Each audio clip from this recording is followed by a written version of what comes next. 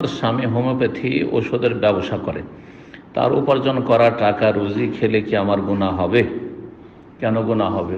এই জন্য বলতে চেয়েছে যে তাতে তো অ্যালকোহল মিশ্রিত থাকে, আর অ্যালকোহল যেহেতু হারাম, সেই জন্য আমার স্বামীর হয়তো রুজি হারাম। না, হোমিওপ্যাথি ওষুধ হারাম নয়, এবং তার ব্যবসা বাণিজ্য করা, মেডিসিন বিক্রি করা অথবা চিকিৎসা করা হারাম নয়। জি, এ সম্পর্কে বলা হয়েছে এর আগে বিভিন্ন উত্তরে। অন্যভাবে প্রশ্নগুলি ছিল অ্যালকোহল সম্পর্কে, অ্যালকোহল মিশ্রিত ধরেন আপনার কি বলছে স্প্রে অথবা হোমিও ওষুধ সম্পর্কে উত্তরগুলি বলেছি যে অ্যালকোহল সামান্যতা তো থাকে, আর তারপরে স্প্রে চাপের সাথে অথবা ওই ওষুধের সামান্য কিছু থাকে। সেখানে বাজ রাহিমাহুল্লাহ বলেছেন যে শাইউন ইয়াসীরুন ইউফা আনহু, সামান্য কিছু যেগুলি থাকে সেটা আল্লাহর পক্ষ থেকে ছাড় রয়েছে, মাফ রয়েছে, সামান্য কিছু। এর দলিল আছে, আজকে দলিলটা বলি। নবী করিম সাল্লাল্লাহু আলাইহি ওয়াসাল্লামের মসজিদে নববীতে এক বেদুইন এসেছিল, বুখারীতে হাদিস আছে। আসার পরে দাঁড়িয়ে দাঁড়িয়ে পেশাব করে মসজিদের ভিতরে করেছিল না করেনি? তখন সাহাবীরা তো একেবারে শুরু করে এমন গরম হয়েছে যে মেরেই দেয় মনে হচ্ছে, কিন্তু নবী সাল্লাল্লাহু আলাইহি ওয়াসাল্লাম মারতে তো পারছেন, কিন্তু খুব বকাবকি ধমকালেন সাহাবায়ে কেরাম। নবী সাল্লাল্লাহু আলাইহি ওয়াসাল্লাম লা তুজরিমু, এবং ধমক দিও, না হলে পালাতে শুরু করবে, আর পালালে গোটা মসজিদে পালে গোটা মসজিদ খারাপ করবে। যে জায়গায় পেশাব করেছে একটা জায়গাতে পেশাবটা আছে, ঠিক না? আর তার পেশাবটা বন্ধ হয়ে যাবে, তাতেও তার শারীরিক ক্ষতি হবে, তাই না? তো দুটো ক্ষতি, এক তো মসজিদ বেশি নাপাক করে দিলে ওকে বকাবকি করার জন্য আর ধমক দেওয়ার জন্য, আর আরেকটা হচ্ছে যে তার শরীর স্বাস্থ্যের ক্ষতি করে দিলেন। না, এ কথা বললেন যে আর যা করলে বলে আর পেশাব করিও না, না ফালাম্মা কাজা বা হলো পুরা পেশাব করতে দিলেন নবী সাল্লাল্লাহু আলাইহি ওয়াসাল্লাম, কারণ পেশাব থামিয়ে দেওয়াটা ঠিক হবে না, তার জন্য ক্ষতি করবে। পুরা পেশাব করে দেওয়ার পরে ওকে বললেন যে এই পেশাব করলে যাও সাফ করো, পানি নিয়ে আসো। ওকে বললেন না, সাহাবায়ে কেরামদেরকে বললেন যে যাও এক বালতি পানি নিয়ে আসো। সামান্য পেশাব, ধরেন 100 মিলি 150 মিলি পেশাব, বেশি হবে হইল পেশাব সামান্য, আর বালতি 2-4 লিটারের বালতি পানি। এমন না যে অনেক পানি, তখনকার যুগে ছিল অল্প পানির যুগ, সেই সময় 5 লিটারের বেশি তো হবেই না। সেই বালতি নিয়ে সে ঢেলে দিতে বললেন নবী সাল্লাল্লাহু আলাইহি ওয়াসাল্লাম। সেই পেশার ব্যাপারে কি করে দেওয়া হলো? ঢেলে দেওয়া হলো। আচ্ছা না হাদিসে? আচ্ছা, ওই মাটিটা খুঁড়ে খনন করে কি সেখান থেকে উঠিয়ে ফেলা হয়েছিল? ওখানেই থাকলো পেশাব, ওখানেই থাকলো মাটিটা, ওখানে থাকলো, শুধু তার উপর কি হয়ে গেল? ফাউহরিকা আলাইহি, বালতিটা বহিয়ে দেওয়া হলো তার উপর।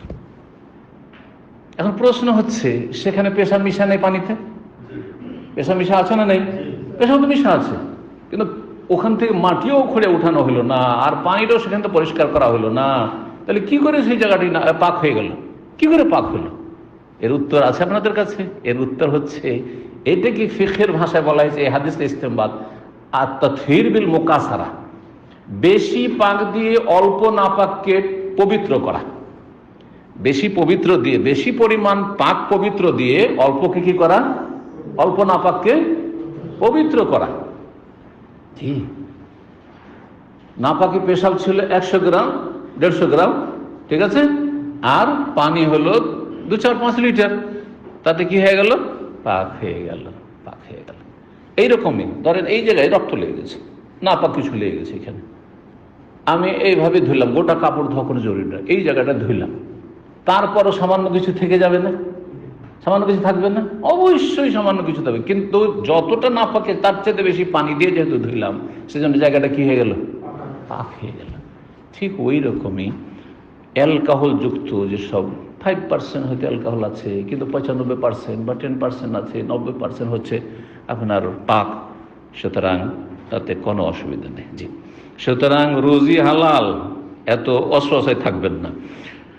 তারপর স্বামীকে বারণ করার পরেও যদি না শোনে, তাহলে স্ত্রী হিসাবে আমার করণীয় কি? প্রথম কথা, এটা হারামই নয়।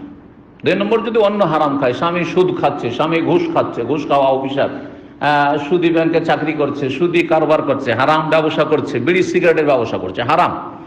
স্বামী যদি হারাম খায়, তার উত্তরটা শুনেন, তাহলে স্ত্রীর দায়িত্ব হচ্ছে শুধু নসিহা করা, বুঝাবে, উপদেশ দেবে।